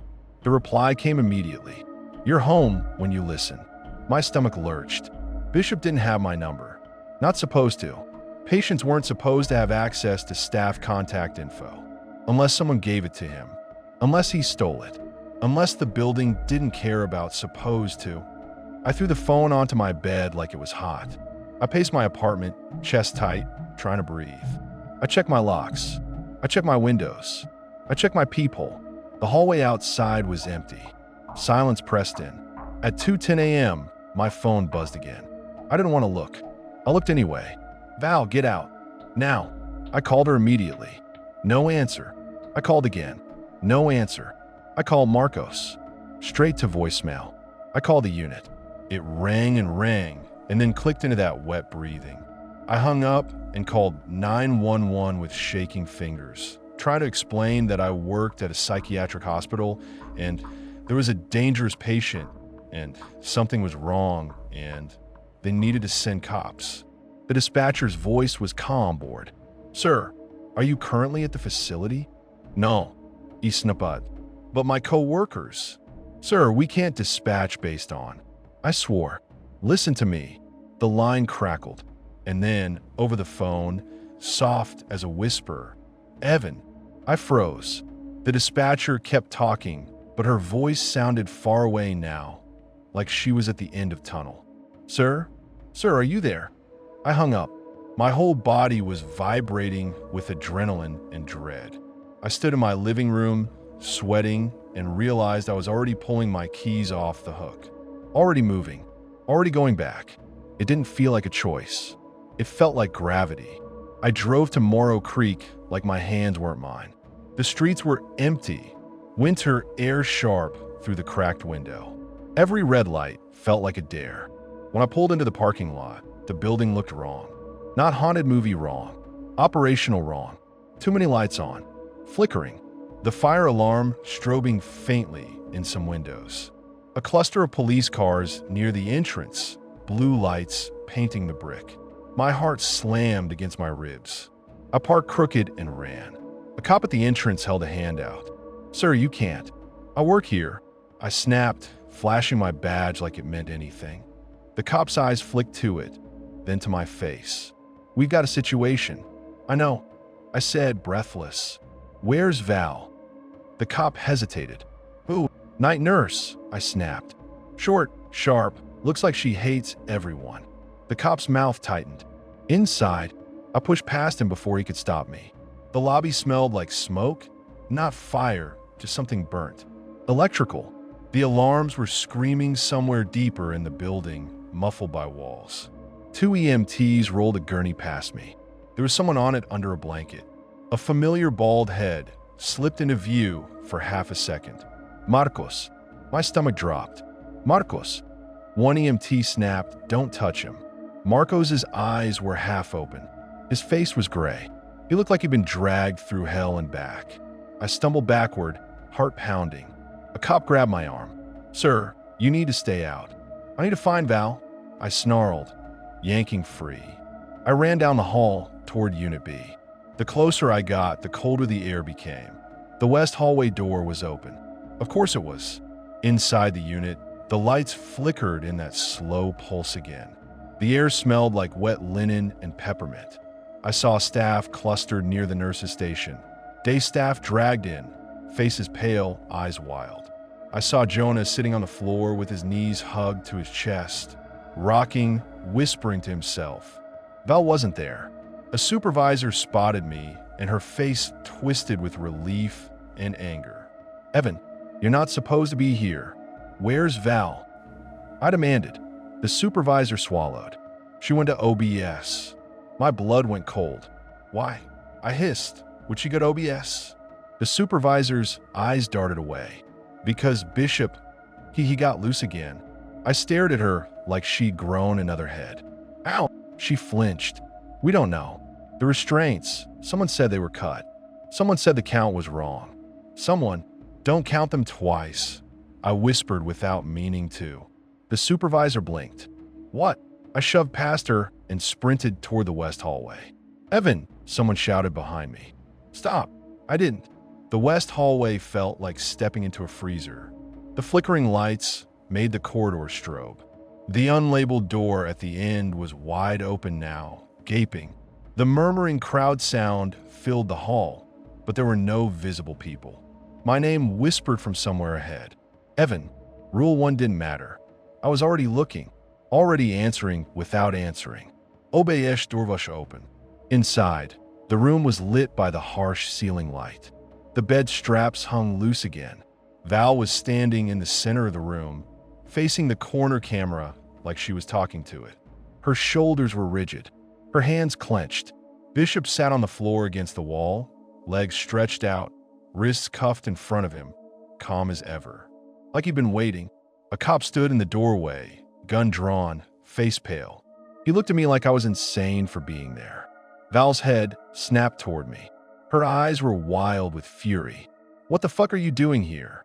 My throat tightened. "You texted me." Val's face twisted. "I texted you to get out." "I couldn't," I said, and the honesty tasted like blood. Bishop chuckled softly. "See?" he murmured. "Gravity." Val took a step toward me, voice shaking. "Leave. Now." "I'm not leaving you," I snapped. Val laughed, sharp and bitter.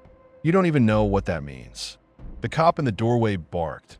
"Ma'am, step away from the patient." Val didn't look at him.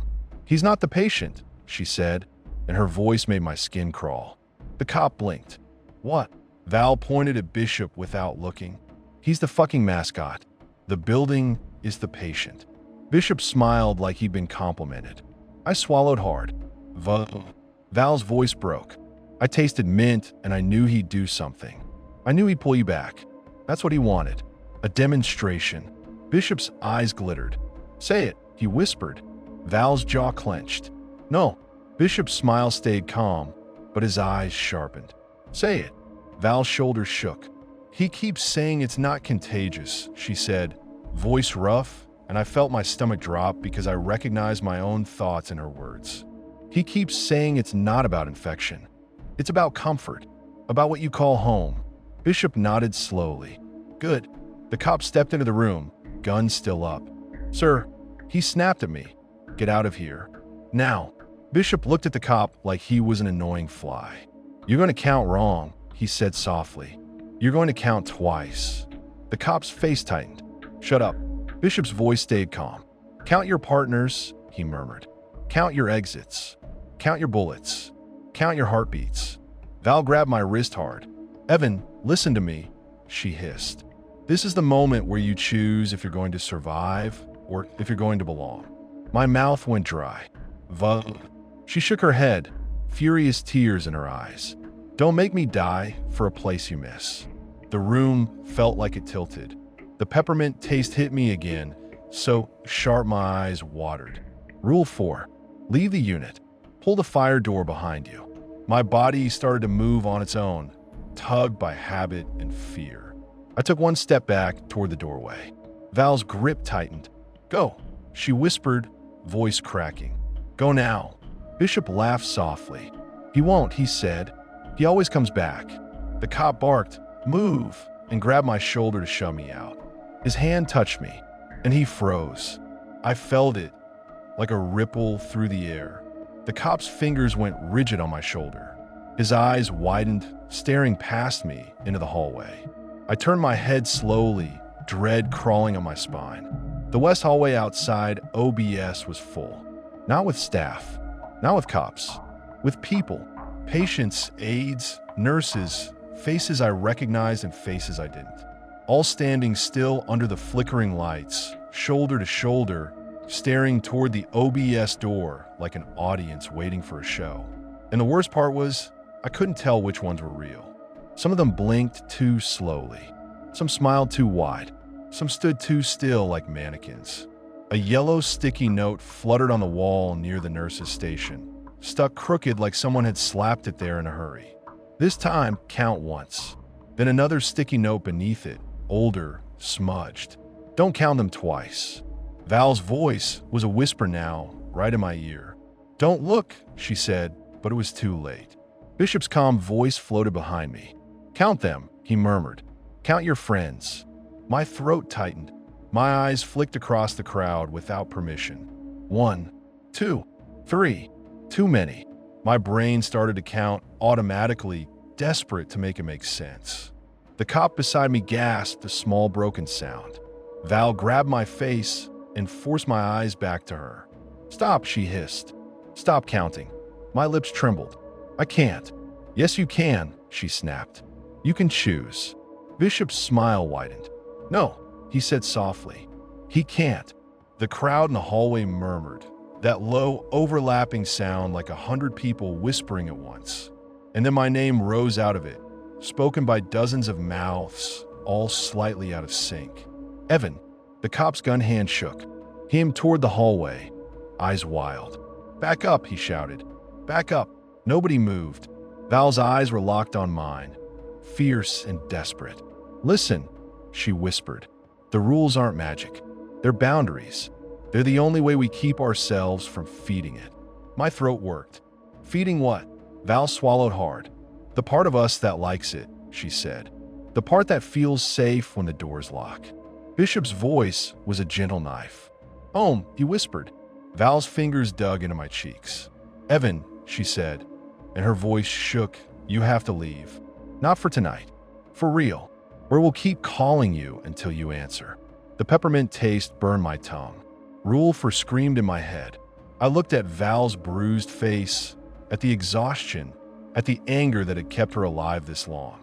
Then I looked at Bishop, calm on the floor, watching like a man watching a coin toss. And I realized something sick and simple. He didn't need to escape anymore. He'd already gotten what he wanted. He'd proven the point. The building could make adults act like children, could make cops freeze, could make staff count towels like it mattered. He'd proven that I would come back. Val released my face and shoved me toward the stairwell. Go, she snarled, tears in her eyes now. Before you choose wrong. The cop stumbled backward too, like Val's words had broken whatever spell had him. He backed away, gun still up, breathing hard. I took one step, then another, moving down the hall toward the fire door, eyes locked forward, refusing to glance at the crowd. My name followed me like a leash. Evan, Evan, Evan. I didn't answer. I didn't look. I kept walking. At the fire door, I shoved through into the stairwell. Cold air hit my face like a slap. The peppermint taste eased, just a fraction. Behind me, the crowd murmur rose like disappointed applause. I pulled the fire door shut, hard, letting it latch. The sound of the latch clicking into place was the loudest thing I'd ever heard. For a moment, silence. Then, through the metal door, soft as breath. Count them twice, Bishop whispered. I didn't reply. I ran down the stairs and out into the night. Police lights flashed outside. Voices shouted. Radios crackled. Real-world noise. I didn't stop until I was in my car with the doors locked, shaking so hard my teeth clicked. I sat there, panting, tasting the faint ghost of peppermint, and I realized the ugliest truth of my life. The most dangerous thing about Morrow Creek wasn't that madness was contagious. It wasn't even Bishop. It was that after a while, the locked doors and the rules and the alarms and the whispers started to feel like structure, like family, like home. And leaving didn't feel like escape. It felt like withdrawal. So I did the only thing I hadn't tried yet. I left the city. I quit without notice. I changed my number. I took a job 2 states away doing overnight stocking in a grocery store, surrounded by bright aisles and normal people who complained about normal things. For months, I still woke at 2 a.m. tasting peppermint. For months, I still heard my name in the hush between refrigerator hums. For months, I still found myself counting faces on autopilot, customers, coworkers, strangers in parking lots. Once, twice, forcing myself to stop before the second count finished. It took a long time for the craving to fade. Sometimes it still hasn't. Sometimes, when the store is quiet and the fluorescent lights buzz and my hands smell like cardboard and detergent, I'll catch a scent that isn't there, lemon cleaner and wet linen, and my chest will tighten like a hand closing. And I'll remember Val's eyes. I don't know if she ever got out. I don't know if Bishop is still alive. I don't know if Morrow Creek is still standing there, humming to itself, waiting for someone to listen. But I know this. If you ever find yourself working somewhere that hands you a rule book that sounds like superstition, don't laugh. Don't get cute. And for the love of God, don't count them twice.